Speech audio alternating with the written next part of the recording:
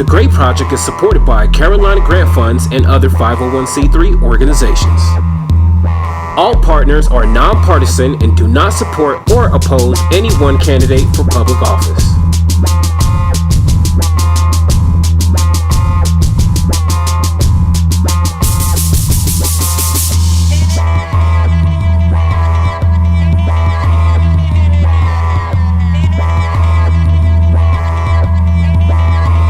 The GREAT project is supported by Carolina grant funds and other 501c3 organizations. All partners are nonpartisan and do not support or oppose any one candidate for public office.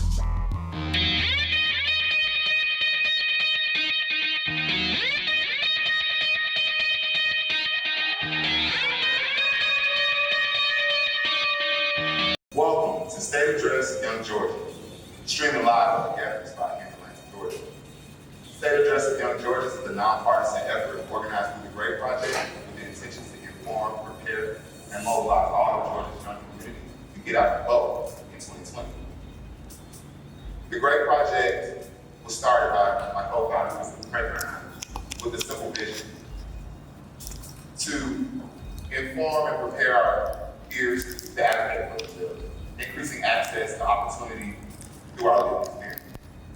In 2020, voting can be one of the hardest decisions for a young person to make.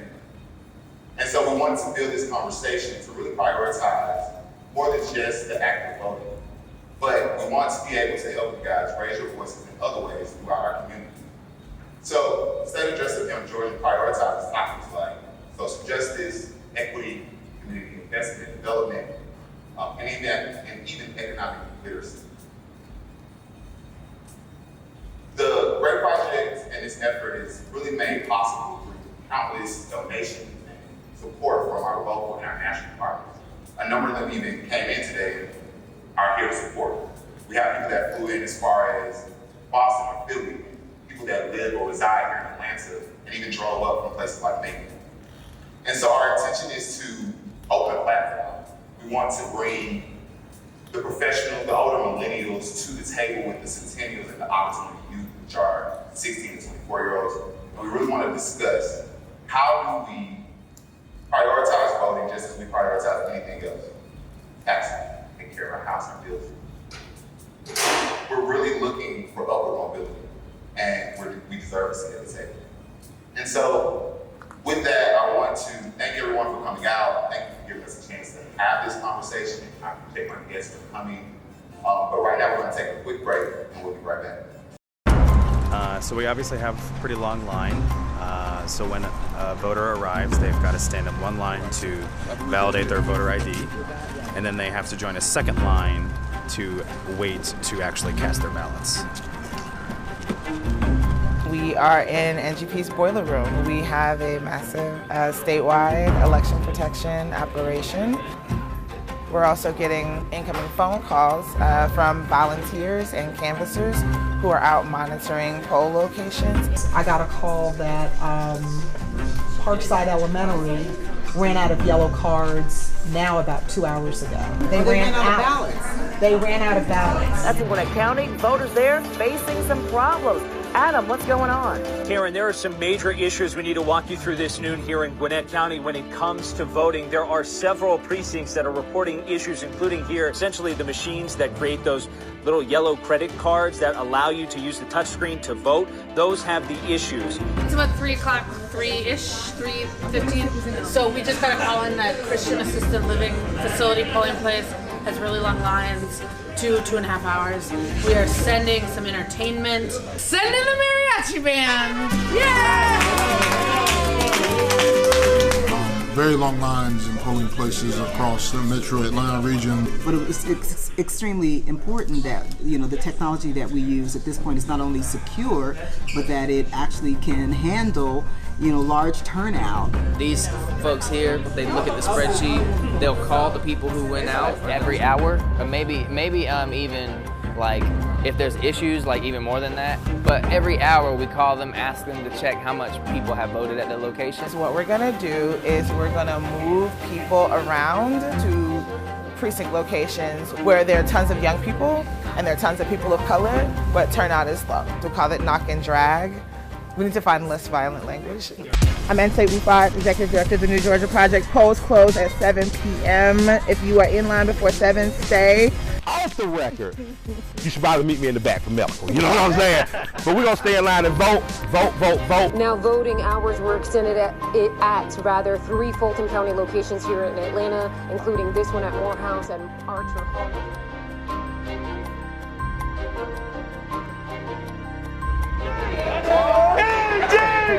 I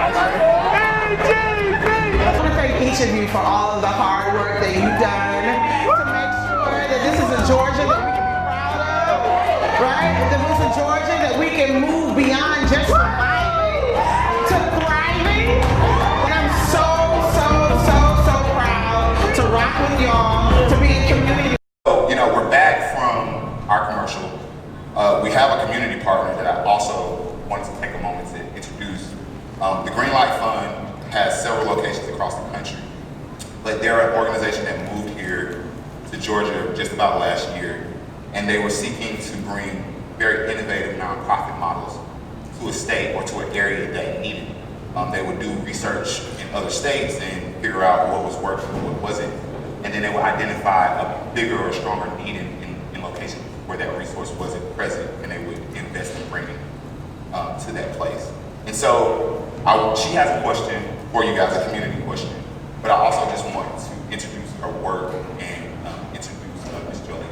But first, we have a video of the Green Light Fund's recent work in Kansas. The Green Light Fund is one of those things, almost like manna from the heavens, that starts to build up what is in some ways an answer for so many of the challenges we have in Kansas City each day. It's people who start from day one, and it's people who are starting with our young people and building mentoring opportunities and building hope for young people in Kansas City and around our region. That's why I'm proud and pleased to be here today to announce that a $1.7 million grant to bring the Becoming a Man and Working on Womanhood initiatives to Kansas City. And that will start right here in the Hickman Mills School District. We are so excited to be here making this exciting announcement for Kansas City. Green Light is new to Kansas City. We are a nonprofit grant maker that improves economic mobility by supporting communities that are facing systemic ongoing oppression so that everyone has the opportunity to thrive. Beginning first at Hickman Mills and then eventually to schools across the metro area, young men and women will be guided by caring adults that look like them, sitting in circles with their peers in a safe space, healing and seeing their potential in school and in life. Let me thank the Green Light Foundation, first of all, for including us and having the opportunity to have us be the first groups. I believe that this program will provide the necessary wraparound structures that are needed for many of our students that challenge, whether within the buildings or outside within the community. This investment in restorative justice, the investment in care for our young people, is something that's going to be vital to changing so many of the things we see each day. We hear a lot of bad news, but nevertheless, what we see right now is an opportunity for us to build good news, good stories for our young people, to address those issues. And I know there are people that walk up to me every day and they say, what are you doing about crime? What are you doing about this or that in our neighborhood? Well, here's the answer, and here's the type of program that does it. Starting at Ruskin High, at Smith Hale, expanding throughout our community, expanding throughout our region. We will make a significant difference, and I'm so proud to work with you and be a part of it.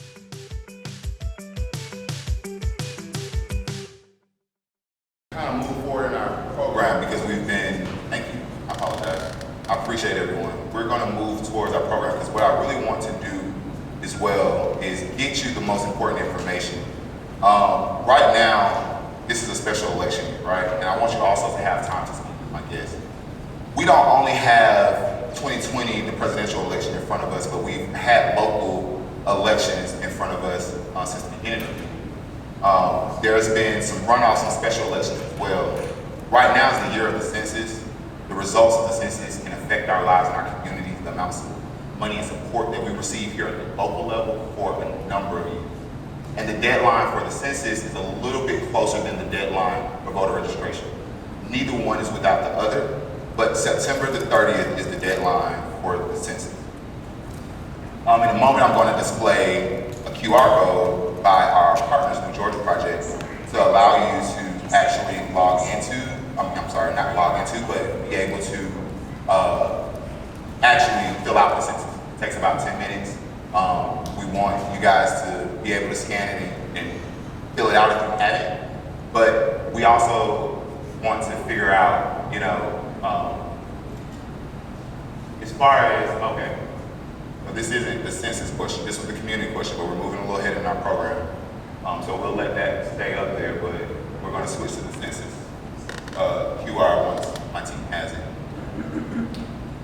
With the census in front of us and then elections right after that, what kind of situations or what kind of solutions can we find by completing the census and staying on track? I'm not sure if our audience really understands when I say if we miss it, that it could affect our community for years to come. Any one of our panelists want to explain from your point of view what the census may or may not be able to do for us? They might should come. Test. Can you all hear me? Yeah. Good, okay. Really briefly, because I've had this conversation several times recently, the census is essentially the ways and means to governments counting their populations, right? That they need to understand and know who's in their community, how many people are in their community, and then be able to better plan for how they allocate resources within different areas. Of course, we know local governments receive a large number of funding from the federal government, right? And so a lot of the census data itself is used to advocate for specific needs, values, certain dollar amounts, resources for communities to be able to better understand and plan for the needs of that community. So in the event where those resources are not, or people are not counted, those things are essentially, there's a dollar figure associated with that each individual person within the community that if they are not counted, then they are foregoing that level of resource for a community. And so we talk about things like hospitals, like adequate planning for our educational services, all of those different pieces that go along with community building and planning without having our census completed and being able to adequately count who's there, then we're leaving money on the table. Correct. I don't want to skip over introductions either. So if I skip around and ask you to answer a question, I want you to also take a moment to introduce yourself so they know that you're familiar with the topic. Yeah, sorry about that. My name is Sterling Johnson. I'm the portfolio manager for the Just Opportunity portfolio with a partnership with Southern Equity. PSC is a racial justice organization, and we can talk more about that in more detail. But Just Opportunity focused specifically on economic inclusion and how do we promote economic opportunity for people and business owners, and specifically in Black and Brown communities across the American South. Thank you. So the census, the deadline is September the 30th. Were we able to display the link for everyone? We're going to definitely get you guys that link before the end of the show, and we want you all to be able to scan and make sure that you fill out the census. I want to go back to the first QR code that we had up, or at least our community question. We were unable to bring in Jolie Cooper, the CEO of Green Light Fund. You were able to maybe see some of the work that they've done in Kansas, but however, Ms. Jolie has sponsored a question for our community. It's one that may be solved by actually going and filling out the census or voting. She asks us a question, she poses the question, what are the two to three most urgent issues facing our under-resourced communities? And so I've designed another QR code for you guys in the community to answer this with us. You can take a picture of it, you can answer it when you get home. But as well, right around that question about the census and how it affects our lower, our lower level of community, providing funds and support for us.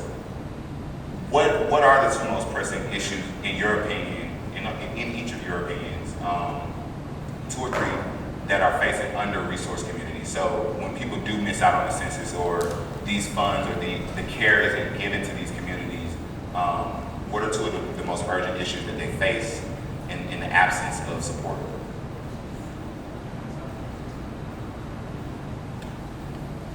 Just you can take a second to introduce yourself. Just make sure her mic is on.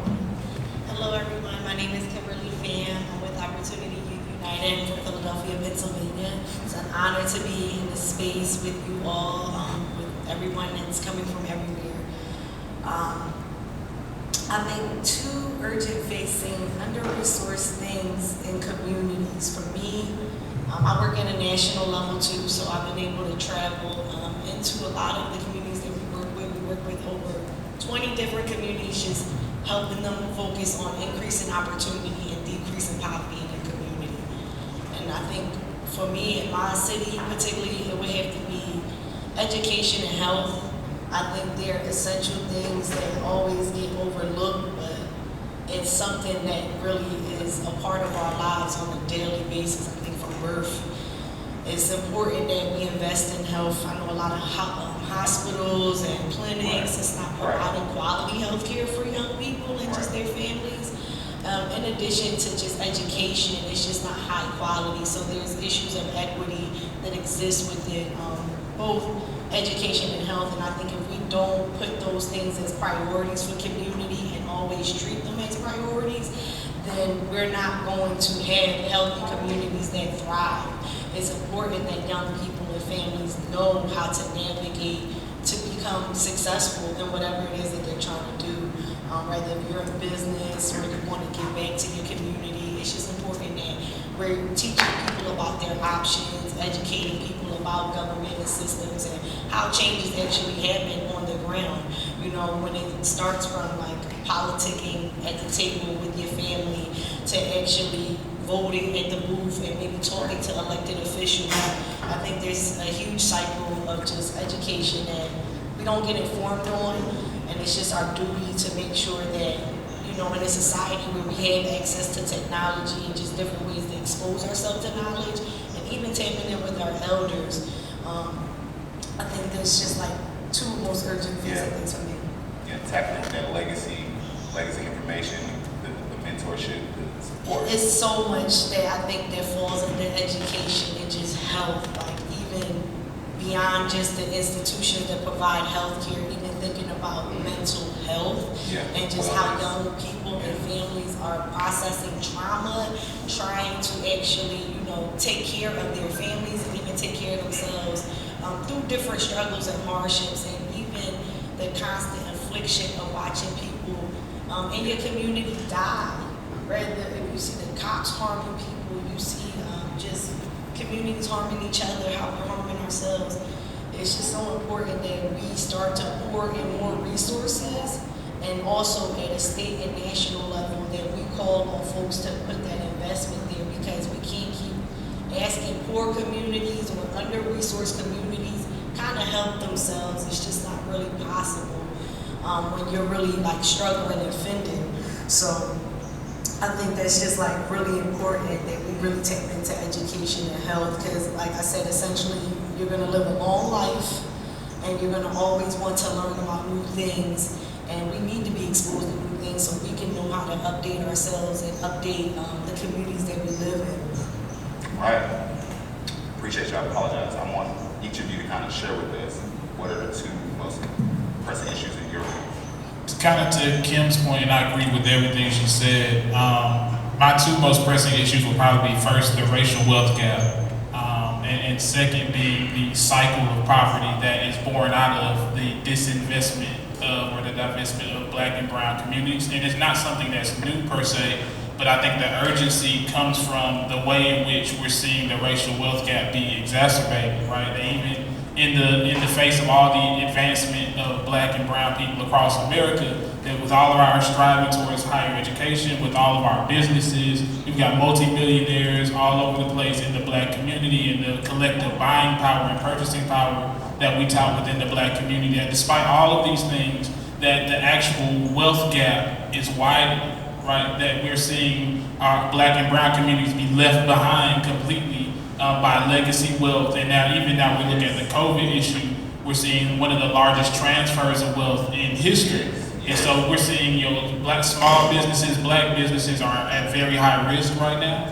We're seeing a lot of, the transition that's really happening between that foregoing of revenue and income by really being taken over by our larger conglomerates, a lot of white-owned businesses as well. So when we talk about kind of this overall structure, we're looking at both the individual, where we see on at least in the state of Georgia, in the city of Atlanta, of course, we've got huge issues with economic disparities in income, right, between black and brown communities, of course, and then, of course, we look also at economic mobility, right, within black communities, where someone born into the lower quartiles of poverty only has about a 4% chance of making it among the tier of upper income earners. And so when we look at these issues as a whole, then we start to extrapolate them across the community, then we start looking at this bigger issue about the cycle of disinvestment and disenfranchisement that is born out of poverty, right? That in Atlanta, specifically, we've heard a lot about the Atlanta Way over time. And the Atlanta Way itself is really the convergence of private capital and public interest. And as we see even at the national level, when we've got private interests having influence on our political structures, then we're really looking at ways in which the community and the people's voice is getting lost in economic development and economic growth, right? And there are all types of agendas that creep into our political system at that point that eliminate or influence the way in which people are then able and allowed to participate in our local economies. And we look at all of those things, to Kim's point, that deal with our services, our tax base, it deals with our school and our quality of education, it deals with our hospitals, right? And all these things go hand in hand. And so when we don't address the racial wealth gap, then we're concentrating poverty in greater capacities within black and brown communities, which is going to have an impact in some of these other areas as well. I thank you, Sterling. I appreciate you noting things like the wealth gap. And, a lot of my friends and family grew here. Atlanta is a very attractive place. Georgia is a very attractive place. People envision this to be, jokingly Wakanda or a black Mecca, and they're thinking about underground Atlanta. They're thinking about East Lake. They're thinking about 285, which in any other city could be compared. If we were in LA, it would be Hollywood's downtown Hollywood, right? If we were in New York, it would be Times Square, where mostly the business buildings are. You're going to see what you're seeing, what you believe is a black Mecca, is actually black disparity. And so when we talk about the gap of disparity here, it's because people flow here, people move here, and the people that grew here have less opportunity to rise up, right? And it's not that in that form of, reaching back and getting help or support from our legacy or our family or our support, a lot of these people gain their education here, they come here, they go to our colleges, and they move up on the hill. And they want us to essentially thank them for going to school, grabbing up all our opportunities, and putting Atlanta on the map, right? We can't do that, right? We're not able to get our money and leave our homes and leave our families behind. So you bring up some really good points. I want Nia, I want you to take a moment to introduce yourself. I just had to kudos you guys on taking us through that, but share with us too, what are two of the most urgent issues in your opinion that face under-resourced communities? Yeah, of course. Hi everyone, I'm Nia Chantal, also known as the FEMME Creative. I'm the founder and CEO of NC Magazine, which is a print and online platform that's purposed to enlighten, empower, and inspire millennial and Gen Z creative entrepreneurs. I first became politically aware in 2004. I was in the 4th grade with the John Edwards, John Kerry presidential race, against George Bush and Dick Cheney. And I was privileged to have two college-educated parents. I'm from the east side of Atlanta, Decatur, right off Wesley Chapel. And if you guys are familiar with that area on the east side, why I really appreciate that area is because it has so many different levels of socioeconomic levels of black people. So you get to see black people on so many different levels. With that, I would say going into the question of what are my two most urgent facing on this, what are the two main issues that we're facing?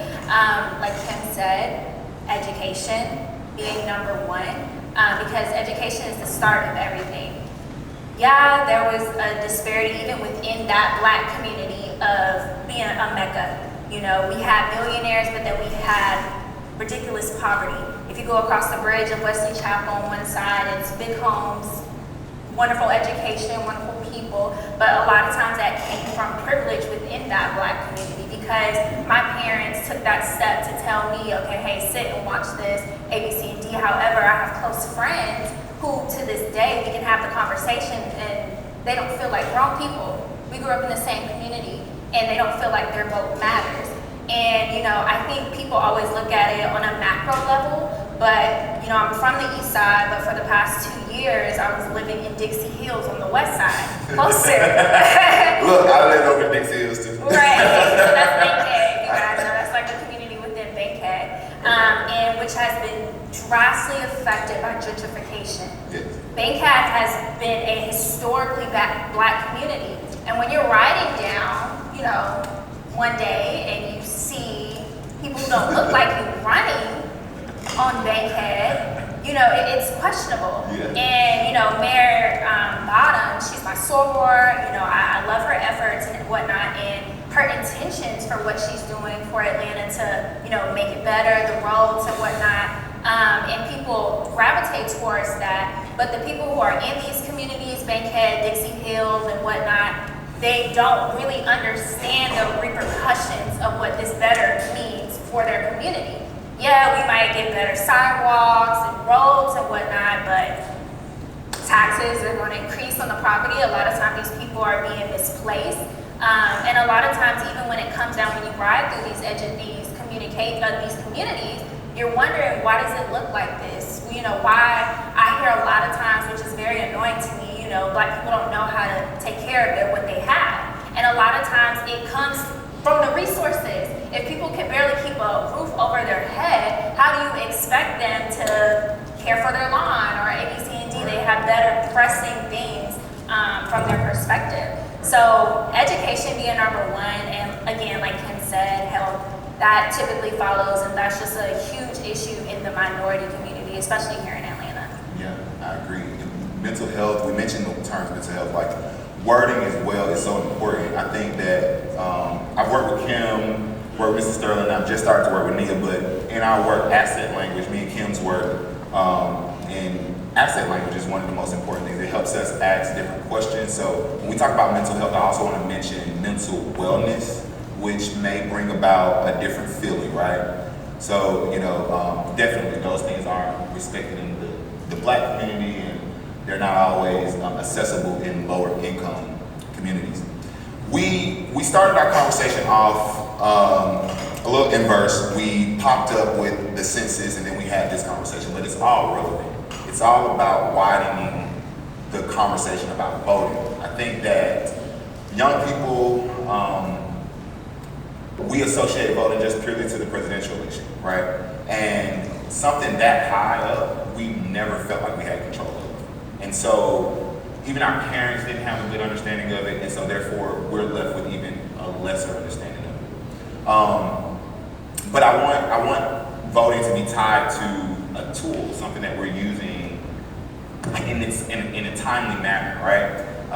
And so we're really having this conversation about community investment and community development and really supporting our peers and connecting us to resources. So I want to highlight this book here.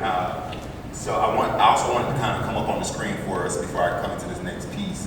But it's the recommendations for increasing opportunity and decreasing poverty in America. Essentially, these are recommendations or policies or notes or best practices written out by a number of young adults from across the country. We are honored to have Kimberly. She's so humble, but we're honored to have Kimberly because she was one of the founding members of the council that produced this. And she also, her work has sparked off or inspired my work here in Georgia. So Kim, I want you, if we could get the book up here though, but as this book comes up, she also brought me a shirt too. Yeah, I see the shirt. I told him I wanted something sparkling, right? But Opportunity Youth United is a coalition. I'm going to let Kim kind of give you the spill about what Opportunity Youth United is, but it's a coalition, and a coalition is a collection of like-minded organizations that all band together to solve issues. But Kim. Thank you, Rosebud, for the brief intro into the recommendation. There is PDF versions, y'all, but I know some of us have hard copies in here. And just some context to this booklet right here.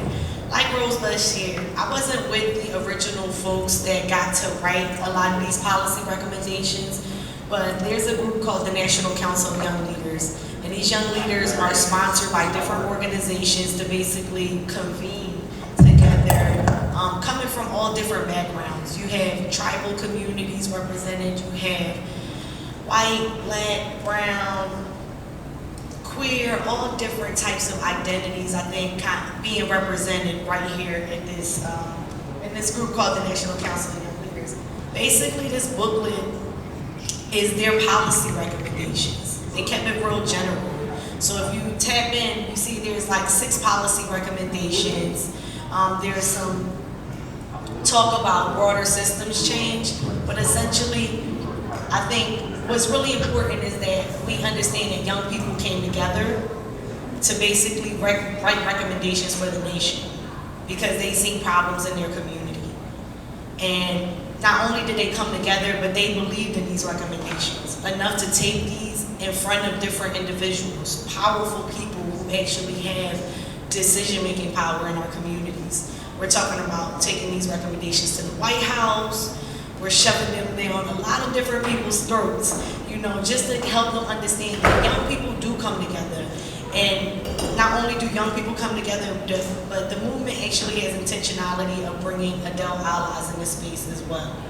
And the importance of it is that, like, we advocate together, that we come up with solutions and we're able to bring them to the table. We don't just have people talking about us, talking about what they're going to do for us, but actually young people taking the charge and saying, this is what we need from you all. We need increasing programs that actually work in our communities. We need people to access mentorships. We know how important it is when you have a caring adult or individual in your life that's willing to help you that's willing to join your journey and help you actually make successes in your journey towards whatever goals or dreams you're trying to achieve.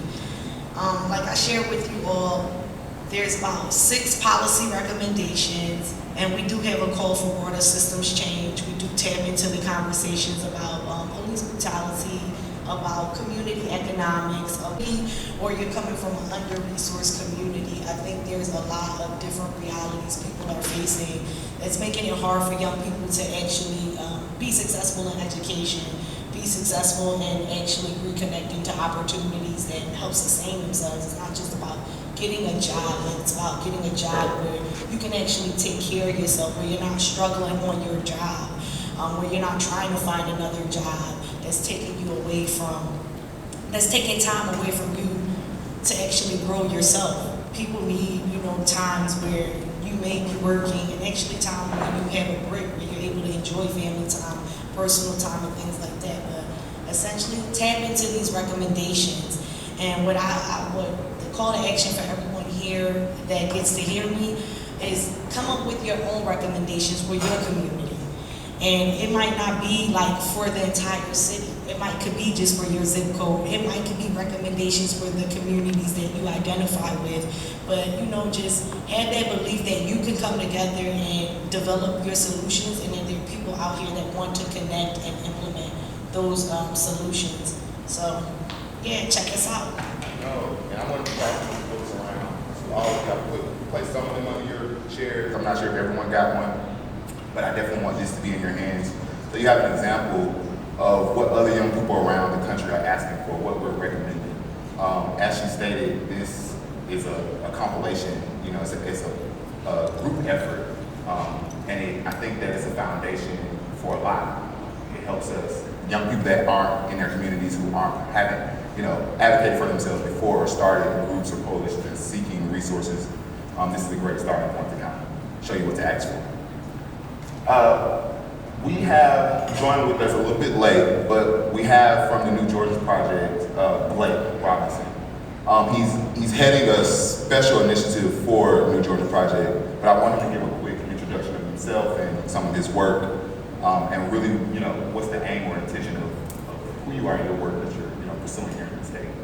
Okay, everybody, hello. My name is Blake Robinson. Like he said, I work for the New Georgia Project, specifically the campaign V.I.B.E, which stands for Voter Initiative for Brothers Engagement. It's a campaign specifically to target black men and get them more actively civically engaged in their community. And I'm based out of the Macon region right now, but I do work statewide. When I initially started this job, I started as a canvasser, walking 8 to 10 miles a day doing voter registration, going door to door. So I really got to know my community, which Macon is my hometown, on a different level. And I grew up on the east side of my city also. Got to really know my city on a different level. And some of the steps I took to attack issues I saw, we did public voter registration in all the public schools. We did a lot of community engagement with the local churches and other nonprofits, which was really great. And just seeing specifically with black men in our communities, we're engaged, but not civically. A lot of black men have been affected by the system and don't feel that that's necessarily the right route to go back and have effective change. And sometimes we get focused too much on the economics. Back to what you're saying, engaging with the youth, teaching them more than, just chasing money and finding purpose in what they do and enjoying their life. Like, these are a lot of the lessons I feel like people that are stereotyped, growing up in single parent households like I did myself, are kind of having to force to learn as they go along and never really having somebody to sit down with them and be able to teach them that. So that's why I work a lot with the youth, and then also coming back and talking with some of those older men in the churches and other nonprofits and black business owners, which we do have in Macon, and seeing how we can affect, some of the gentrification and things of that nature happening going on to stay, still in our community and be positive with everything that's going on currently in this time period of COVID, the election, and coming back to mental health like you also, they can be affected by that. You mentioned focus. I'm going to go back to prior to you showing up, though. I want to get your take on it. We were posed with a community question from one of our sponsors, the Green Light Fund. And so I wanted to give Blake a chance as well to kind of share with us, kind of just did, but kind of share with us 2 of the most pressing issues that you believe under-resourced communities are facing today. I would say most definitely number 1, top 2, mental health number 1. Being in my area, a lot of people have never left the state, let alone the city. That's that 285. Some have never left their side of the city because it can be that dangerous sometimes. Social ideology, religious ideology, all those things keep us separate sometimes, and separate to a detriment to ourselves and our community. Number 2, specifically to our region, I like to say Atlanta is not all of Georgia. Rural Georgia is a little bit different. We need to know that. I say diversity of economic opportunity.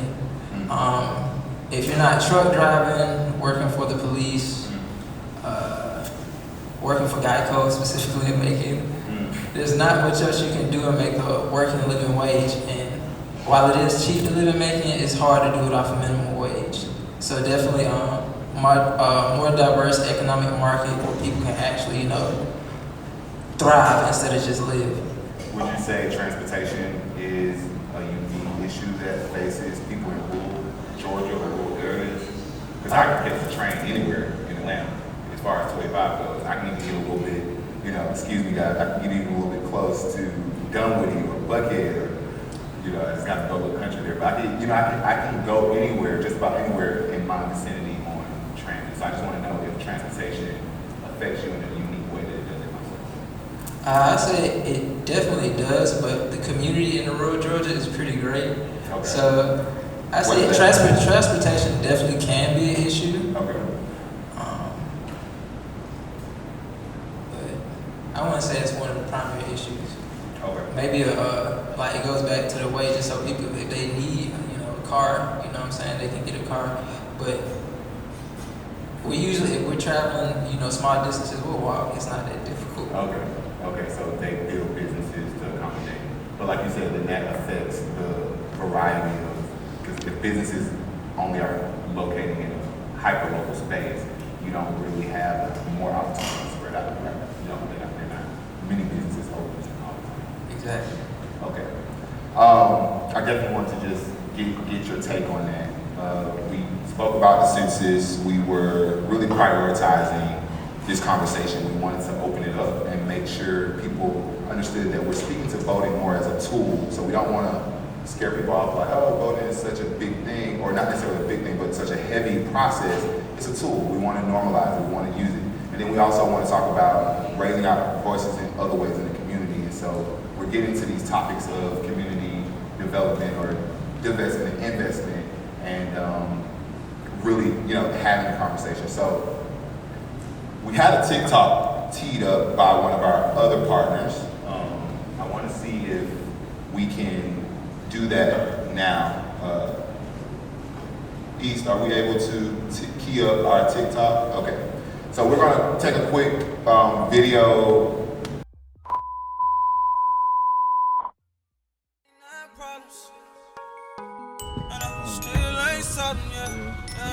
Yo, my guy, what's poppin'? Brody, what's going on, family? Chillin'. You alright? Yeah. This rain out here going crazy, man. For real. Hey, but you heard that new baby, bro? Homes went crazy. I'm talking about slap crazy, bro. Man, nah, bro. I've been in the community trying to make a change, what I'm saying, for everybody else. But which reminds me, have you done the 2020 census? It's harder out here for black people to get counted. Word. See, bro, I respect everything you're doing in the community. Power to the people, bro. But I ain't with all that government experiments. Besides, bro, the corona out here, and I'm not trying to catch that. For real.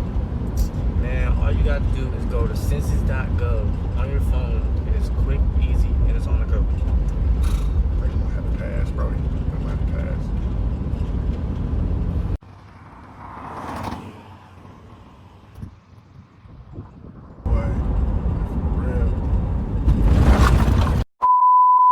Bro, I just got this shirt, bro. Them potholes, bro. Bro, somebody got to do something about this, man. For real, man. I can't keep taking these potholes, bro. See, bro, that's what I'm talking about, bro. Those potholes back there are one of the country's 4.1 million miles of public roads. That actually, in 2017, they earned a D because that's how bad their roads were. Wow. Yes, bro. Are you tired of them potholes too? Go to census.gov and get counted today.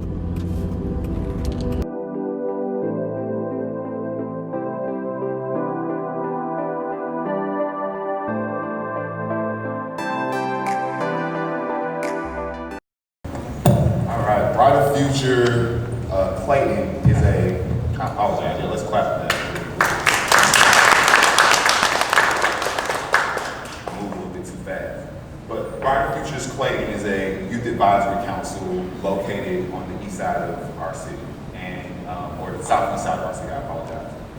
It's located in Clayton County. They created, two of the youth from their council created a video essentially talking to one of his friends. He's jumping in the car going, they're going to do whatever they were about to do. And he's explaining that you need to complete the census.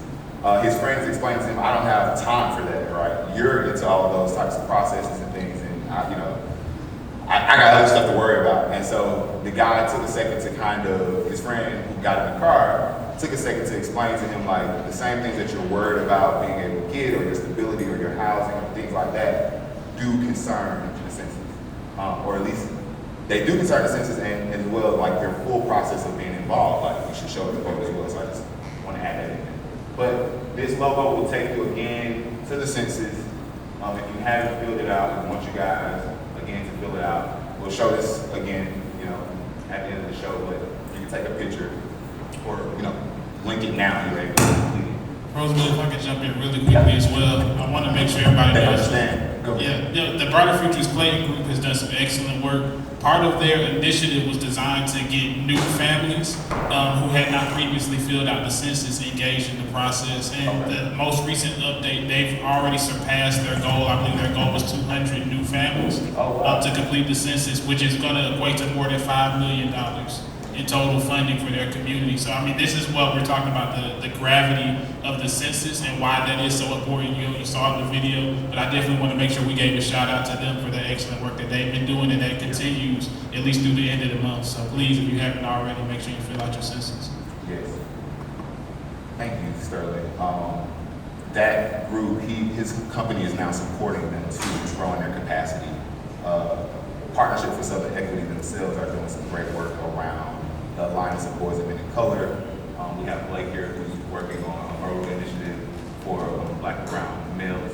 And so all of this work is super important.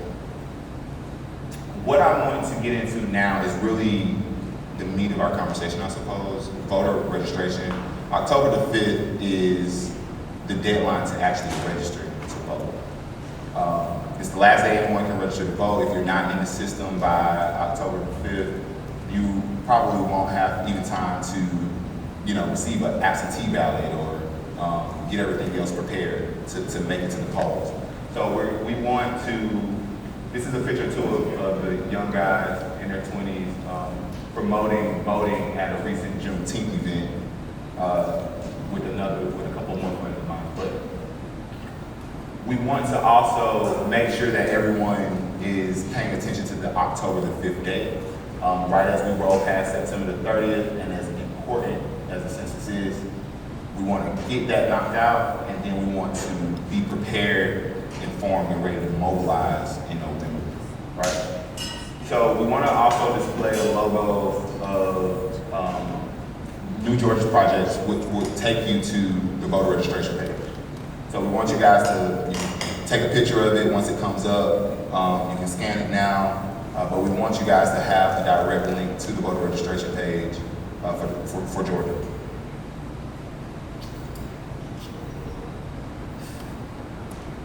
We have that link? We do.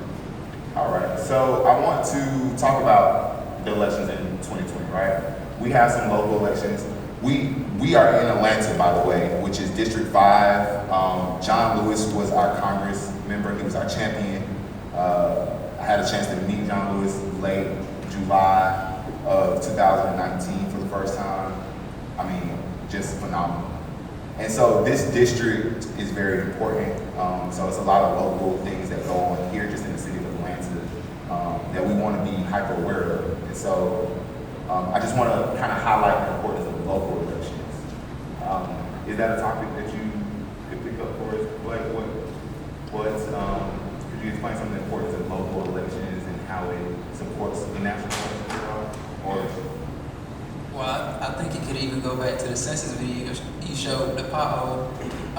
Just the immediate nature of how quickly your local government can attack an issue that's specific to your area versus having to go through a state and federal level of government that oftentimes there's a lot of bureaucracy and red tape. Hopefully your local, elected officials are from the communities that they're elected in. Like, that's a major thing because they'll know, the issues that usually they went through the education system in that area, what is lacking, what the economic structures look like there, how can it be improved, what's the best place to quickly allocate resources to affect change in the community. Like, they should be your number one go-to. They should know who your officers are. Your mayor should know who your officers are. Your sheriff should be known.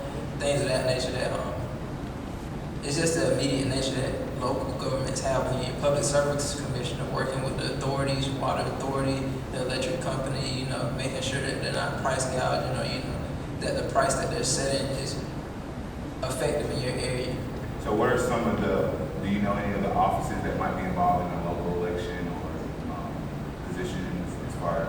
I would say, so I was trying to ask him a question. So in our local elections, or I was trying to frame a question, I was going to ask you to kind of note to us some of the people that we can expect to elect in local elections. That'll be our judges. Oh yeah. Those will be sheriff, your commissioners, public service commissioner, water authority. You can vote on that. It's a lot of different stuff. Your school boards, it's so many different local elections. That's why you should actively know what's going on in your community, and it's the way that you stay registered. That's the number one thing. You can vote in your state and federal elections, but you might be taken off the roll if you do not consistently vote in them. Voting in local elections will ensure that you're always registered because you're actively voting. Oh wow! I know that the system. If you go register to vote, I think every 2 years or so they might kick you out. Yes, but it's 2 federal election cycles that right. take it out. Wow. So if you're ensuring that you're in the local elections, you fall into that problem even less, you know. So that's a strategy for us at home to combat voter suppression. I think that at times we think our local issues are solved by these national elections, and we don't really understand that states still hold a power of their own. You know, our governor is our president, right? And then our president, our governor then has to negotiate with the president or his constituency and everything else above, you know, him. And so they're taking each other's recommendations, and we need to make sure that people are here that, like you said, understand where we are, where we're coming from, and some of the unique and, you know, common barriers that we're facing. So being involved in these local elections are very important. We want you guys to show up in November because all those offices will be on the ballot. We can't stress enough, like, this November it's not about necessarily who's on the ballot, but what's on the line. And so we're here to hopefully educate you or point you in the right direction where you can get sound information that helps you, you know, make a choice, or at least show up that's at the least, to show up at the poll, but show up prepared, informed, and ready to make a change. We have some educational videos here. I don't know if we'll be able to play them though. We're having a number of technical difficulties with sound, and I apologize. But I wanted to take you all through the absentee ballot as well. So right now what I want to display is another logo from New Georgia Project about the absentee ballot. So once you register to vote, you'll actually, you know, with the pandemic and everything going on, we'll need to register from home. Our state luckily just opened up an online portal less than a week ago. So some people will have paper ballots and not get it in on time, or don't have mailing postage to actually get their ballots in on time, or their applications for a ballot in on time. And this portal allows you to register for that absentee ballot more efficiently and make sure that you're on track. It just launched, but once it comes up, we'll take a second to allow you guys to capture it.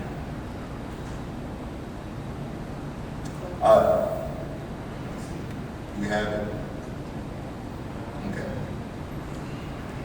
So I guess we can just really continue on this conversation though. So I hope my team is going to get that QR code for the absentee ballot up there, and then you guys can, you know, scan it.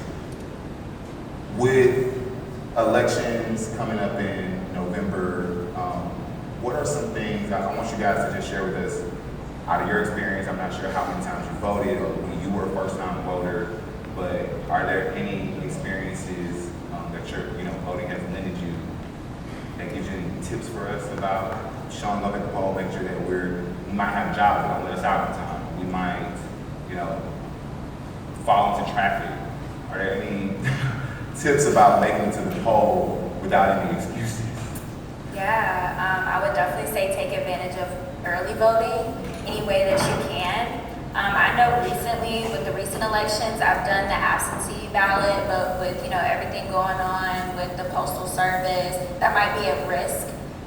So I think the first day for early voting is October 12th, if I'm not mistaken, here in Georgia. So I know I've already planned that's when I'm going to vote for the November election. I also want to reiterate that today is National Voter Registration Day. Please take the time to check to see if you're still, you know, registered to vote. I just saw a tweet before the event started about a young lady who just voted in the primaries, and she just happened to check her status, and she had been purged. Here in Georgia, voter suppression and purging is very common. So, you know, protect yourself, protect your communities, and just make sure that you're covered, and just take advantage, because I know it's a symbolic thing to go out on voting day, the actual election day, but there are so many things in play that we might not be aware of, that you just don't want to put yourself, your voice, your choice in jeopardy of not being heard.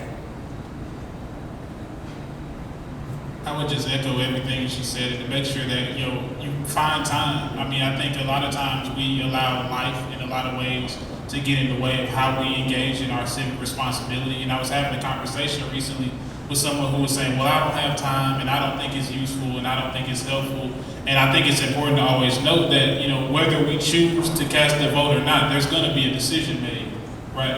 It's just the question is whether or not we're having our voice be heard in the process. It's not that if I abstain from participating that there's going to be no choice, right? And so I think that we have to always make sure that we're keeping that at the forefront of the process. I know that, you know, dealing with, you know, on the day, you know, our jobs, our day-to-day responsibilities, you know, that there are a lot of times that those things become impediments and barriers to us participating in our election process. I think it's important in these cases to know your laws, know your rules, know your abilities, right? How much leverage do you have in these different opportunities on your day-to-day job? You know, can you get away, right? Can you take a moment to go vote on your lunch break? Can you do any of these different tools and strategies? Are you engaging with some of these other organizations like the Georgia Project and some others who are making sure that you have the knowledge to be equipped with when you go in to vote, like how you can go through the process effectively and smoothly as well. So I think in all of those things, just to find the time to make sure that it's an urgent priority to participate in the process.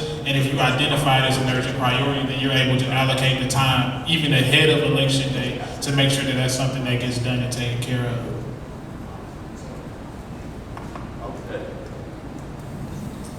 I think a lot that was mentioned is really key. For me personally, just knowing who you are as a voter and how you move. Like, I know I do not like to be imposed late, so I try to go as early as possible. And then with COVID-19 going on, there's going to be a lot of restrictions on how we're all up in each other's space. I think a lot of what we mentioned around knowing like your dates. For most of us in here, we're probably informed, right? Like even then, we just got informed. October 5th is the deadline for Atlanta's voter registration. So you need to make sure that you're registered for one, so you can be able to participate in the early voting. It's going to be October 12th. Just like Mia mentioned, and I think the other part is like when we know this information, tapping in with others.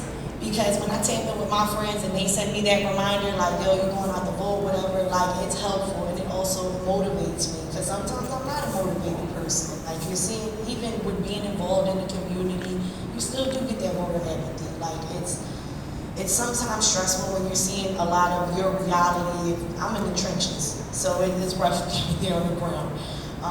And then even hearing, like, just how parents are just trying to encourage their kids, and I see it all the time. I just had to see one of my homies' mom was like, yo, you better make sure you vote. And it was like she's about to drag his ear, and I'm telling you, I'm 28, and he's like 27. So it's just like really being honest with yourself.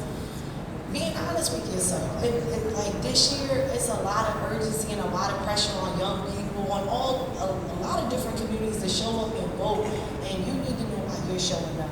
You need to know who you're coming for and the reasons why. And I just like know your dates and just know who you are as a person.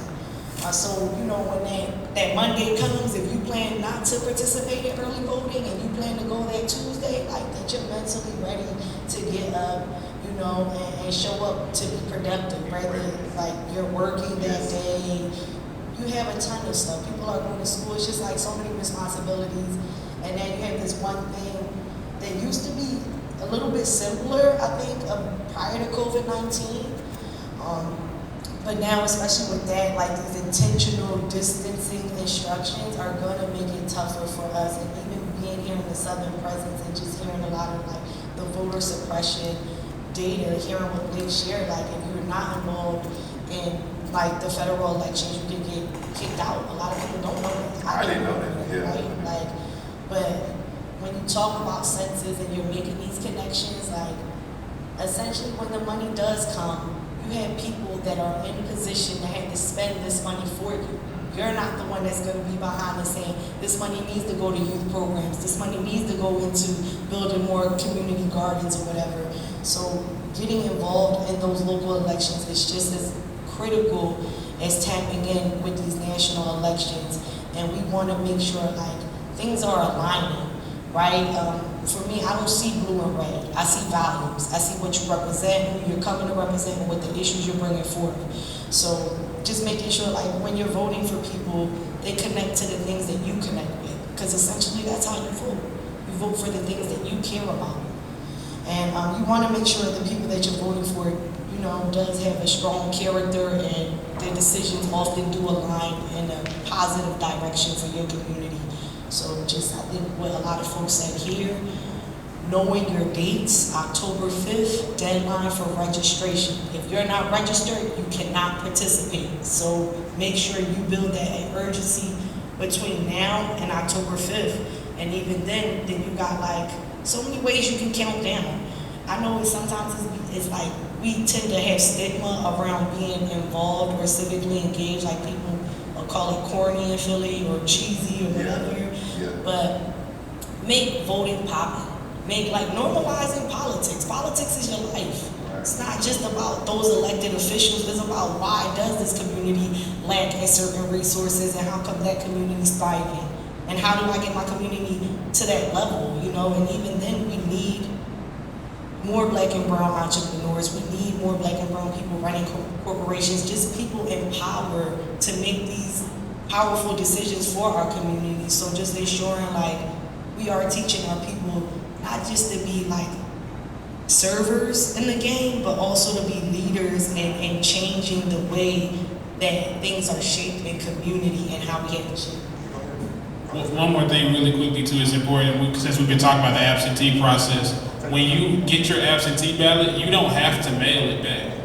Like there are drop-off locations at your local polling location. Yeah, I want to make sure we make that known as well. Yes, So no, perfect lead-in. Sterling, you're right. New Georgia Projects has one of the largest databases of Dropbox locations across the state. So they built that database from the ground up. So there's been some awesome quality assurance there. We're gonna, in some way, people that came, you guys registered, some of them will send out a link where you can locate. If you don't get a chance to mail it in, you need to find a Dropbox local to you and just drop it in there, and they'll take care of it. You'll get your ballot in the mail. I don't want to cut anyone off. I just wanted to follow up on what you said about, you know, making voting cool again. I've noticed, kind of going back to the TikTok, Gen Z on TikTok, they are going ham, they're going crazy in terms of mobilizing people. And a lot of these people like aren't even 18 years old. Like, you know, on both sides, not just, you know, on both sides of the aisle, I would say. You know, the reason why that rally in Oklahoma was pretty empty was because TikTokers mobilized and they RSVP'd and did make sure people did show up. You know, so it's not just a blue thing, it's not just a red thing. They're talking and they're mobilizing, but one of the things that I'm noticing, it's more coming, a lot of things are coming from an emotional place and not an educational place. So even though it's great that they're mobilizing, sometimes they're mobilizing around the wrong information. So again, going back to knowing who you're voting for, you know, we definitely want brown or black people that look like you in these positions. However, I know people might have heard this, but all skin folk ain't kin folk. Like, you know, you gotta make sure that these people are working for your best interest. And it's just a simple Google search a lot of times, and I know a lot of times it gets confusing with a lot of rhetoric and a lot of, you know, the language and their policies on their website. And sometimes it may take a little bit more time and more research to fully understand, okay, what are they saying? How does that affect me? Is this money going to actually go to my community, whether you live on the south side, whether you live on the west side, and making sure it's not just going to the north side or even the east side, you know? So that is key, education, and voting is becoming cool. Hop on TikTok, you can learn a lot, just fact check, for sure. No, that's true, and I think like that was a perfect lead-in to what we have on the screen now. Like looking through candidates, trying to figure out who's at your local level, trying to figure out, you know, trying to inform yourself can be hard, it can be overwhelming sometimes. When we think about trying to make voting cool again and things like that, or even talk about people, like young people on TikTok really moving more emotionally, they're finding things to attach themselves to that mobilize them. And so we want this, or rather, so we want to make sure that they have the proper material in front of them right now. I feel like this app really speaks to that. It's called Politicking. It was developed by young African American youth or young adults, and it helps deliver information about your local officials or people that are up on the ballot locally. So it gives you some information to make sure that you're informed. We had a video for it. We actually have the founder in the room. I'm not going to ask you to step up, but I want to get this app out to you guys because I think it eliminates some of the anxiety that some of these elections can have. So I want you guys to take a picture of that. I want you take a picture of that. Look it up online. We want you guys to be informed. It's called Politicking, the app. It's on Instagram as well. Can I speak to something real quick? Yeah, I definitely want you to. Just taking a piece of what everybody just said here. Number one is definitely everybody in this room is probably active. That's number one. You care. You took an opportunity to sit down and listen to us, this panel, talk about issues in our community. But I think beyond that, the next step is reaching out to somebody you know that's not active. I'm pretty sure everybody in this room has a friend that doesn't really interact with the political process or is even active in their community in some way. And just taking that and building upon it, finding an issue that they have that can be solved by being civically engaged. The next step is, like you said, the black entrepreneurs and also just being an example. The whole reason I took this job with the New Georgia Project, I could have did a lot of other stuff, but it was simply to be an example in my community. Because there was nobody in my school when I came up talking to me about this at all. And oftentimes when I go into these high schools, it's their first time ever hearing or even having the opportunity to get registered. And to the youth, you can actually get registered to vote at 17 and a half in the state of Georgia. So say I'm sorry to stop you, but say that I'm 17 and a half, so I can register, but November passes. Can I vote at 17 and a half? You cannot vote at 17 and a half, but the following election you can vote. What's the following election after November 2020? Is it a runoff or a special election? What is going on after November? I'm not exactly sure, but okay. I would say definitely check local elections because they have SPLOST votes and things of that nature that you'll be able to participate in immediately. As soon as you turn 18, that's when you can vote. But you can get registered at 17. What would be a SPLOST? A SPLOST vote is usually towards a specific cause. For example, in Macon, they had an e-SPLOST for renovating the schools. Okay. It's usually in the form of a sales tax, an additional sales tax or something like that on a local level in that specific district. Okay. No, I think that's awesome. I was gonna, note as well as those local elections that might go on after November. Even if you're not prepared to vote in November for the presidential election or any of the local elections right then, there are runoffs, there are additional local elections that deal with taxes or additional taxes to business owners and things like that. And the midterms as well. I think it's important. We talk a lot about the primaries and the presidential elections, but the midterms are critically important as well and oftentimes go overlooked because there's not a lot of attention on making sure that we're active in voting in those elections also. So like to everybody's point, making sure that we're aware of those dates and being engaged in the civic process wherever we can. And if anybody has questions, kind of like backtracking a little bit on the Green Light Fund, they provided gift cards for anybody who asks questions, send in their information, don't be shy. I'm not gonna call you out, I got you right here. So going back to that QR code, if you did take a picture and if you were just looking at it, a little nervous to ask questions, we have a little incentive for you. These are gift cards, so ask a question, free money, get educated. Anybody in the crowd have a question? Anybody brave enough to pose a question? If you haven't typed it in on the QR code, no? Okay. And if you do, we're going to circle back around. I want to take a quick second or a quick break really quick. I want to really get one of my friends on the line, Bobbi Storm. We've had some technical difficulties. She is an angel and I don't want to mess up her, whatever message she has for us. So I'm gonna take a second. Oh, we got it? No, I apologize, okay. I'm speaking ahead of myself. We might got our own. Bobbi, please, come through. Don't show any of my text.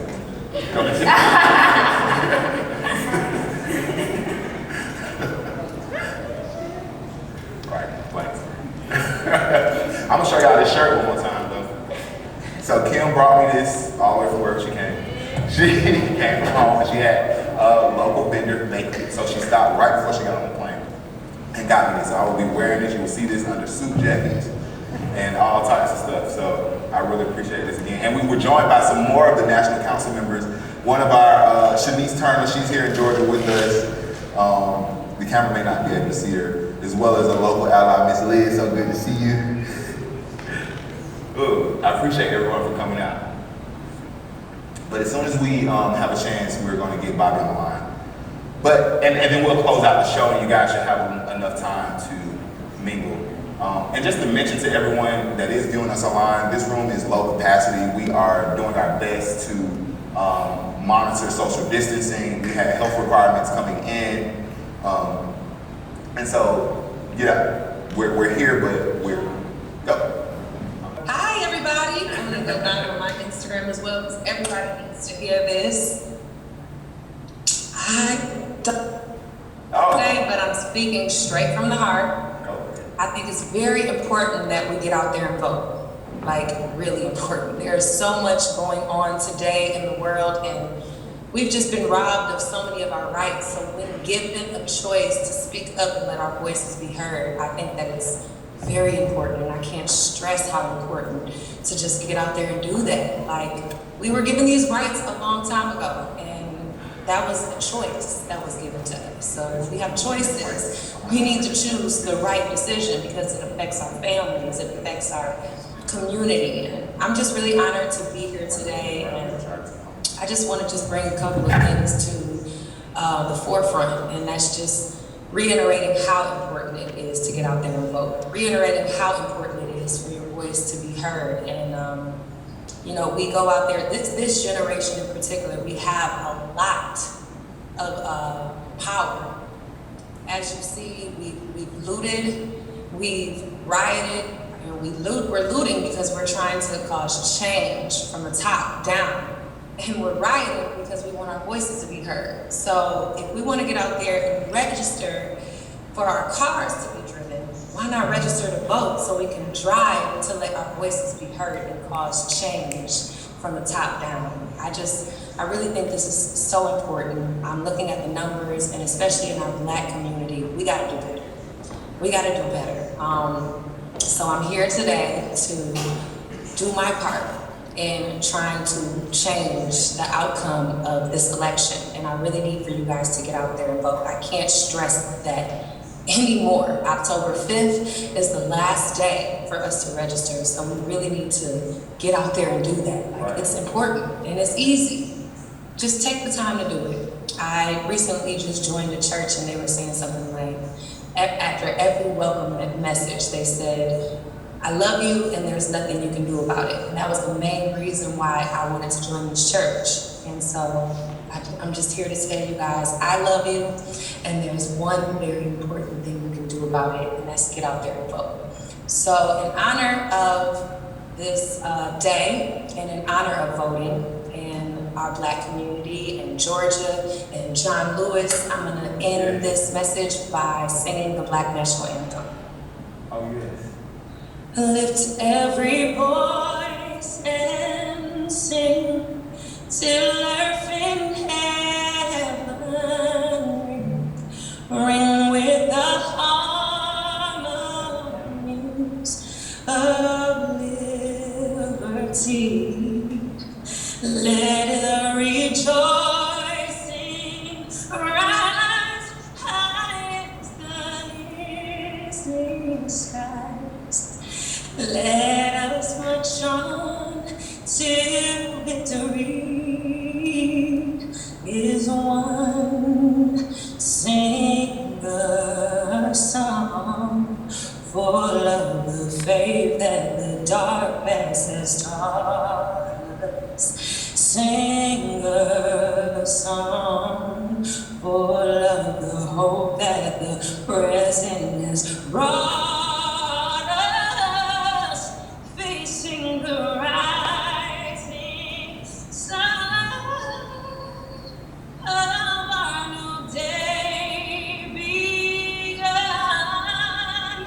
Let us march on till until victory is won.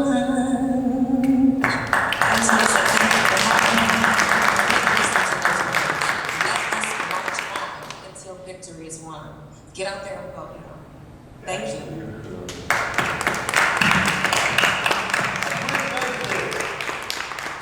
That is Bobbi. She is like full of energy all the time.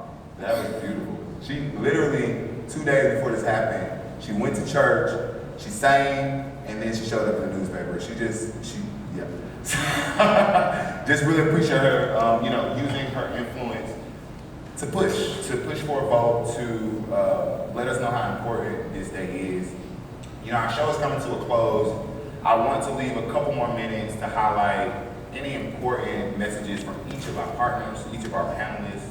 I appreciate you guys joining us, but if there's any last minute pushes, if there's any last minute conversations or topics, I really just want to have that kind of open table here. It's for our audience as well. If you guys have any burning questions, please lift your hand. I'll have someone come over to you and grab that question from you, and then we'll answer to that. It does look like we do have a question from the audience. That's a good note. You make it a gift from Mia. Y'all can't be scared. But give her a mic. They'll find a mic. Can we get her a mic? Thank you. This Dr. Jean Hudley is in our audience today. She's a long-term community member. Her organization's out of Clayton, but she has a question for us. So I first want to congratulate you all. You all are off the chain. Really proud to be attached to you, young Black leaders.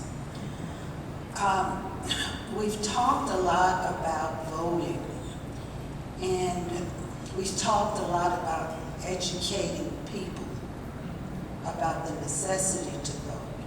We talked about educating them in our communities, but we haven't talked, I don't think, enough about how we're going to educate them. And so one of the things I thought about, and I don't know, you may have thought about it, is that when we talk about local elections, that we might need to highlight those offices and tell what each one of those offices represent.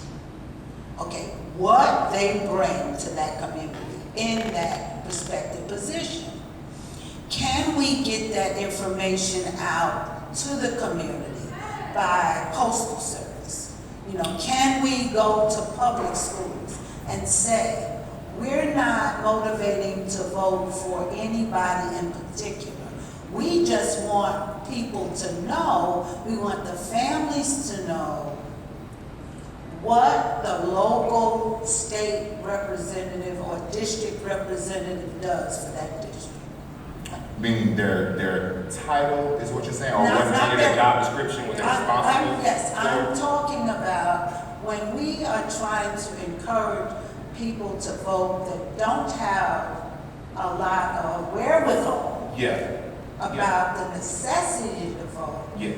Why don't we say the local councilman brings these kind of tools to that district? Yes. So that they understand, right, why they need to go to the local polls. Yes. Telling them is not enough. We have to really break it down and break it down in a way that they understand. The other issue I have is that all of you should be running for office. Well, one of us just made office, and that is Shaquana Boykin in New York, Brooklyn's district. She's an honorable.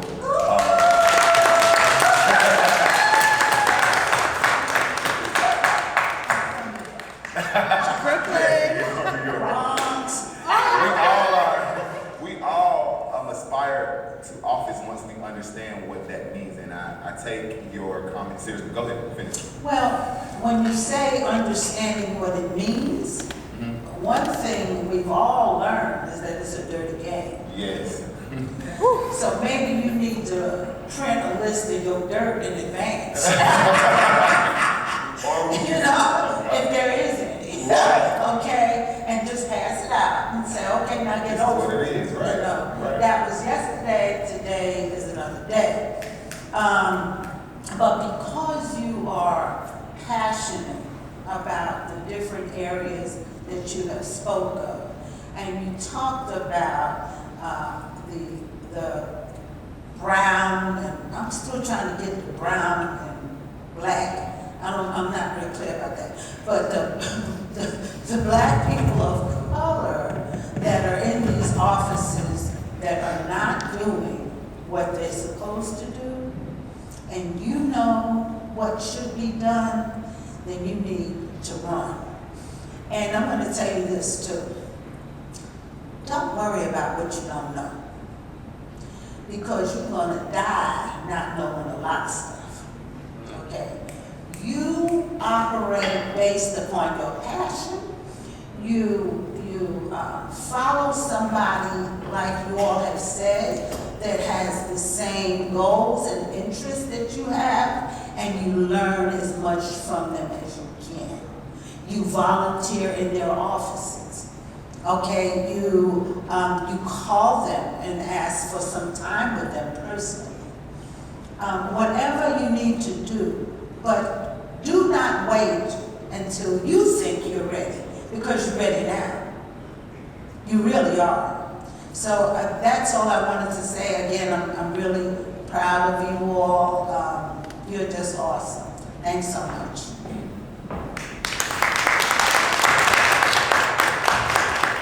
Thank you. So, again, I'm glad I didn't interrupt you, Dr. Jean, or Dr. Hutley, I apologize.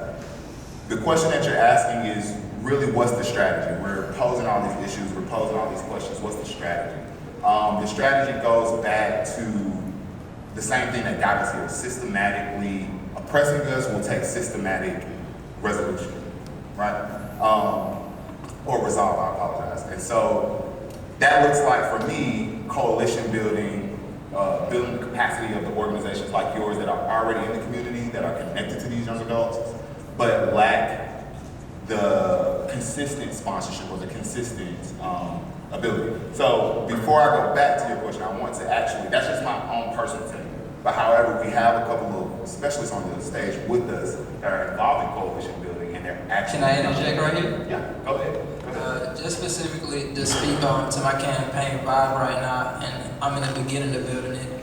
To speak about elections in general on a local level, like you said, we have to disassociate it from being a popularity contest and empowering those people that actually, you know, have solid policies to influence the community in a positive way. Then on top of that, you have to meet people where they're at. Not everybody has the same level of aptitude to understand the intricacies of how this can have long-term effects on the community.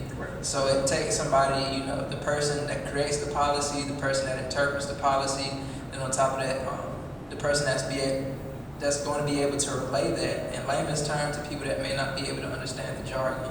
So it's a long process, and those are just 3 specific positions, and you might have policy on a wide range of things. So, for example, I'm not an expert on everything, so when it comes to transportation, I have a friend that works for GDOT, so I refer to him a lot, you know, when it comes to, like you said, you asked me about transportation earlier. I have a friend at Georgia State who I refer to, that's also a black man who studies policy and the intricacies that it has. So just creating that network for yourself, expanding it, and utilizing it for more than just yourself. And like I said, people might have a different ideology as far as religion or social ideologies, but extending yourself beyond that and really just valuing what's positive and what's going to have the most impact for the most people. Right. So, we got something. Can you all hear me? Okay, so a couple quick things that follow up to you, and I agree with everything that was just said. I think at the end of the day, when we talk about coalition building, what we're really talking about is finding strategic partnerships, right? Understanding yourself well enough to know what I do well, and understanding yourself well enough to know what you don't know.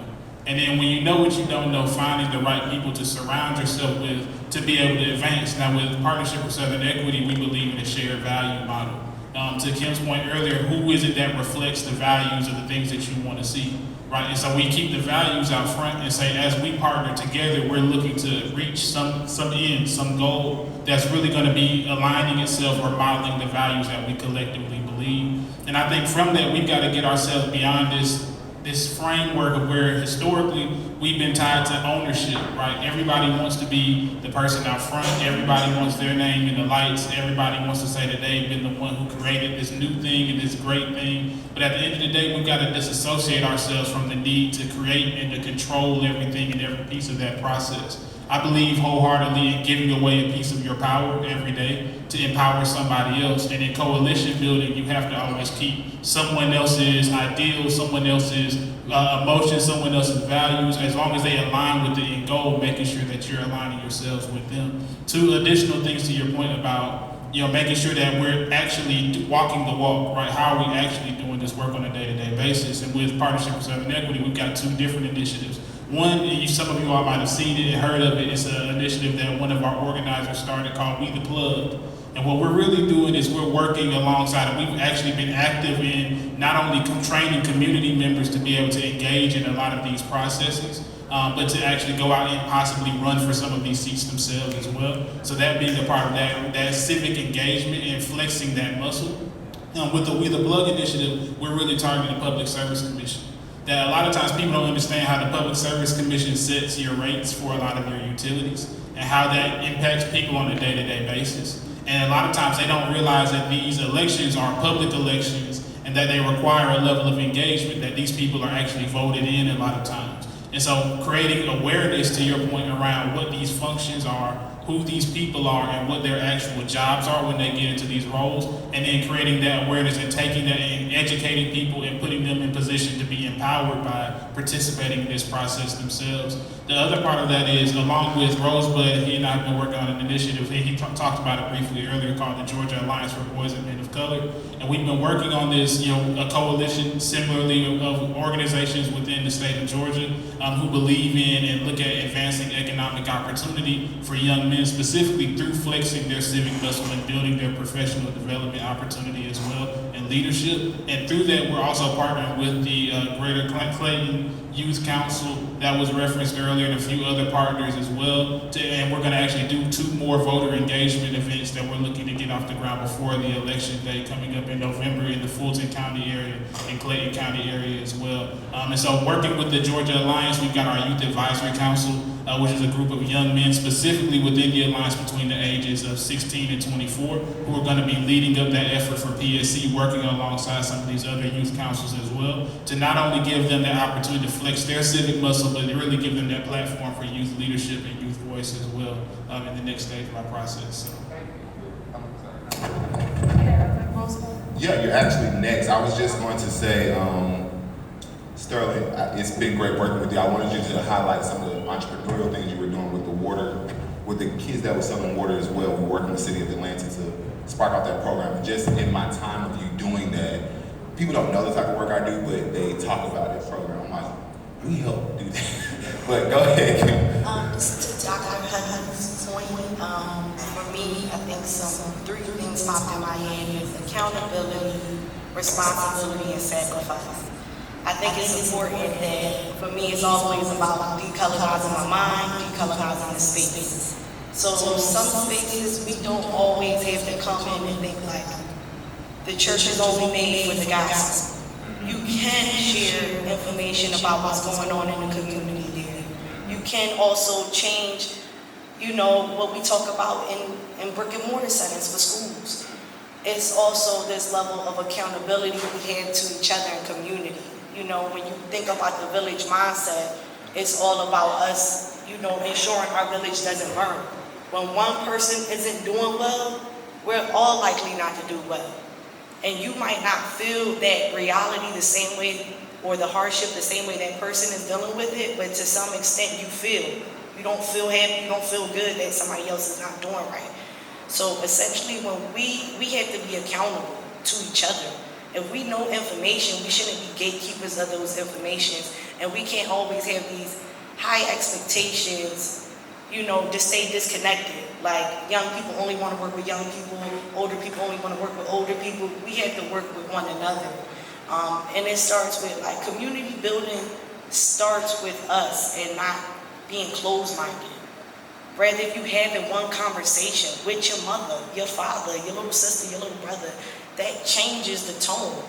I mean, even when we step up to be officials in office, we don't have to play the dirty game. We have the opportunity to shape the culture moving forward. That's what we do. We're cultural shapers. Y'all hear it all the time, oh, for the culture, for the culture. We set the tone of how things get done. We don't have to conform to the negative games and the negative ways that don't work. If we conform to those ways, we're not gonna have no good impact, as we can see. But really just being accountable to one another and recognizing our responsibility to teach one another, you know, in any small or big way. I think people need to understand that no learning is too small or too big. It's our duty to teach one another. It's our responsibility to have some form of sacrifice. So many great people have died in movements, and even then, no movement has been able to make great stride without great sacrifice. The only reason why a lot of like the segregation and Jim Crow laws have probably kind of alleviated a bit, or it doesn't show up the way it used to show up like 50 years ago, is because people made sacrifices. And we have to see how relevant that is. Like, we lost some of the greatest leaders within our generation, and we still fighting for those same things. So just making sure that we're accountable for ourselves, recognizing the role you play in your community. What do you know? What can you share? And recognizing how we come together as a unit, and what do we share as a collective, and how do we go far together. So that's three things I just want to mention. I think that's important to highlight, talking about responsibility that offices hold. And accountability doesn't just work for our community as well, it works for those elected officials as well. They need to be coming down and talking about what they're doing for us and what they're in charge of doing, because sometimes it's not clear, but in a matter of just having one conversation, we can build a sense of clarity. So even then, not just putting pressure on the folks in the community, but also those people who sit in those offices, enjoying the tax dollars, enjoying being able to sustain themselves while having impact over your community. So putting accountability and making sure that they feel you, that they know that you're gonna stand up, you're gonna represent, and you ain't budging. Right. I was gonna say, like, what you just mentioned, I think it also indirectly connects to us staying on a local level, right? In the beginning of our conversation, we talked about the wealth gap and people moving from out of state and people that move here unable to get opportunity. People are moving here as well for office, right? I know people that moved here strategically for 3 years in a space, and then they applied for office and won. They won because they technically met the requirements. They lived in the district or the area for 3 years, and they were old enough and all these things. And then some people that knew or didn't know them didn't show up. And so just the inconsistencies got people in office that didn't grow here. And those people don't have an intention to come back to the community. They did enough research to get the job. But then to keep up these offices, to keep up success as a successful officer, it takes you to reach back to those communities. Nia, I want you to speak to that question as well. We're going to wrap up our show. We're a little bit past time. But I want you to wrap up that question for us. And we're going to view a video of the 14th Amendment as we leave out as well. So accountability is a huge word for me. Like, that leads every sector of my life. So Dr. Jean, I really appreciate that accountability check, that responsibility check. Me personally, like I said, I am the founder and CEO of a magazine, both print and digital. So what we do is we provide that education. We, at our disposal, have over 3,000 creative entrepreneurs a part of our community. Now, are we doing it as much as we could or as much as I would love to? No, because just with resources, I'm a self-funded business. Like, in my team, I pay them. You know, I don't believe I come from entertainment. I believe in, pouring back into the people who work hard for us. So I would love to partner with make that happen. Because just like how you said, I want these politicians, you know, to come and sit and tell us, what are you doing for us? And that's what we do with our information and our articles. And, you know, just what we're learning more is that video is what reaches people more than print and word, you know. And we want to educate and be a resource for our community, whether that be, you know, for entrepreneurship, whether that be for creativity, or just even now, if you go to ncmag.co, if you go to our culture section, which is very strategic because politics is very intertwined with our culture, you will learn not only just about, you know, the elections that are coming up, but plain words. What does defund the police actually mean? You know, what does Black Lives Matter actually stand for? Who do these people affect? Most people don't even know. So millions of dollars have been donated to Black Lives Matter, and so many people have never seen it.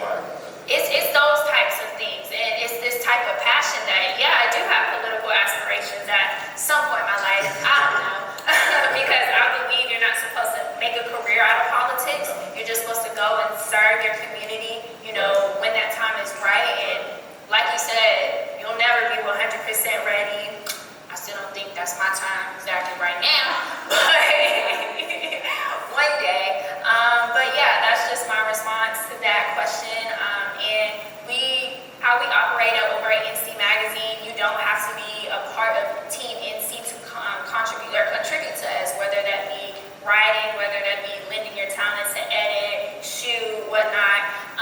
We're always open book, and we're always looking to be a hand, and like I said, be a resource to not only our local community in Atlanta, because we reach people across the world. We have readers in India, Sri Lanka, you know, these smaller countries who are also going through political turmoil. And people look to America, and COVID has shown that maybe America isn't that great, or not that, maybe, you know, we have some things that we need to work on, right? So that starting with education.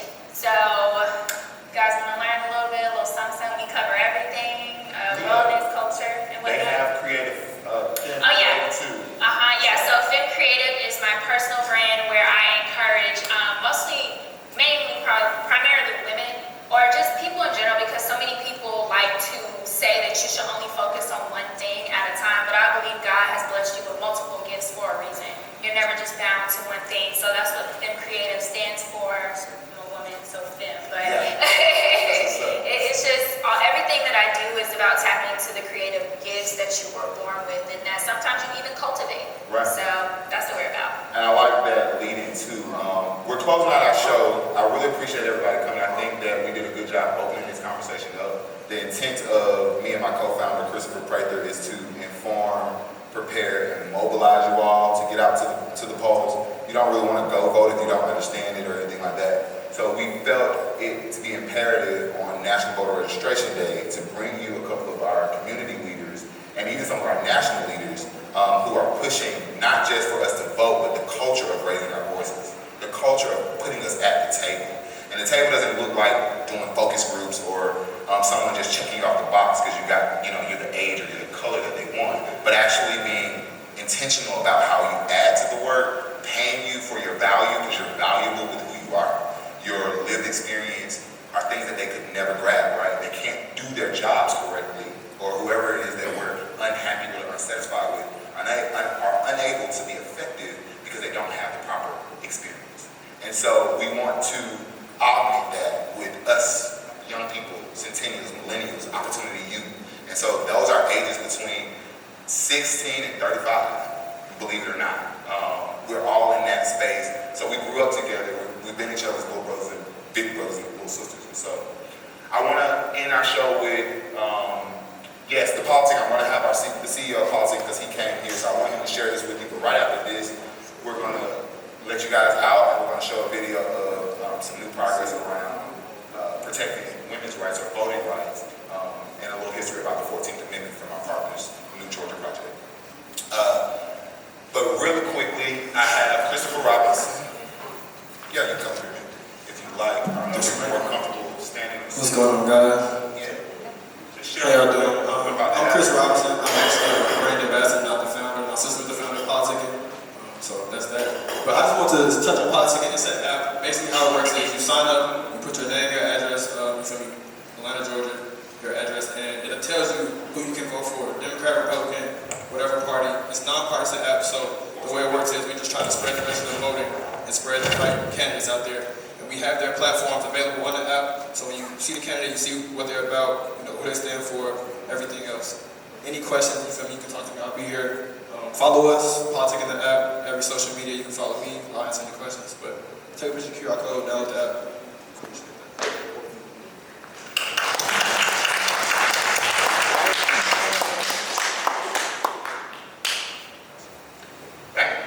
And again, thank you so much, Christopher. I think that the app that you and your sister and her other co-founder created are perfect. I think it goes hand in hand with what we spoke about today. We need to stay informed about, who is actually running for office. But I want to finish off today with another video, since we were successful with the videos. We want to show you one from one of our partners from Georgia Project. If they don't give you a seat at the table, bring a folding chair.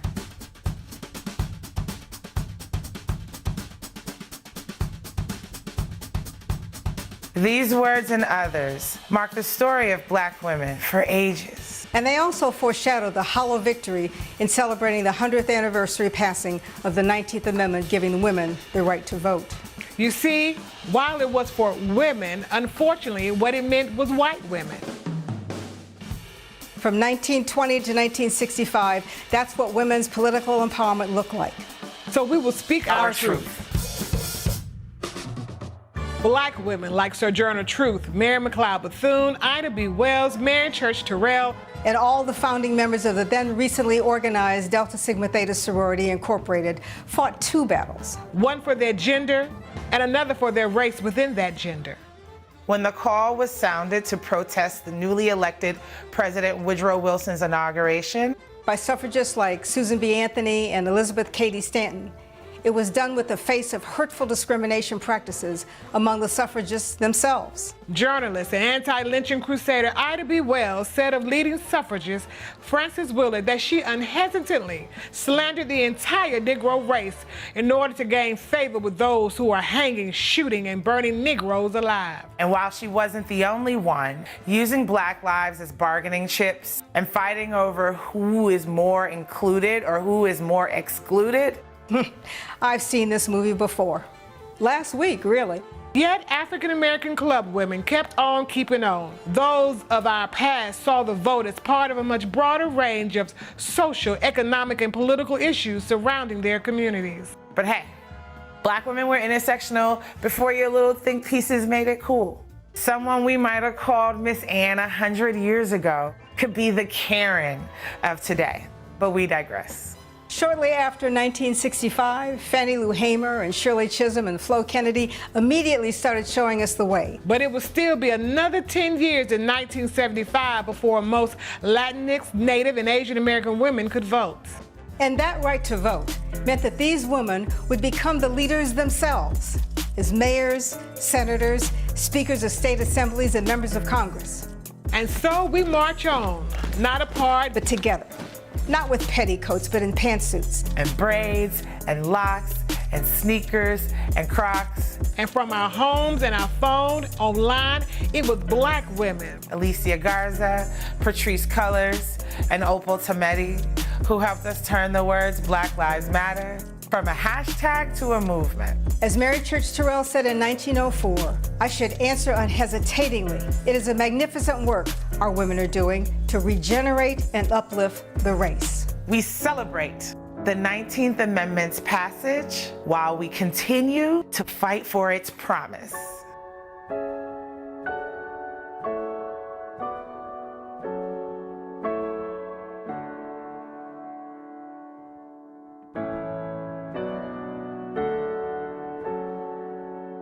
Addressing young Georgians is the first time in a new era, essentially, post-pandemic, that we're finding innovative ways to draw together young people while still respecting social distancing. And so I appreciate everyone showing up and showing out. Hopefully our viewers at home got some useful information. You guys are prepared to go out and mobilize and vote in 2020.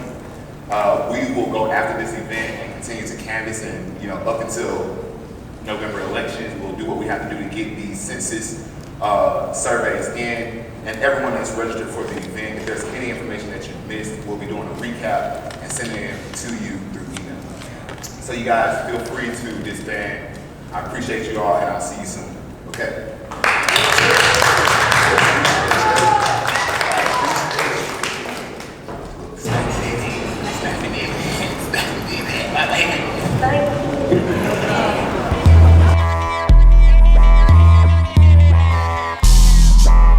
The GREAT Project is supported by Carolina Grant Funds and other 501c3 organizations. All partners are nonpartisan and do not support or oppose any one candidate for public office.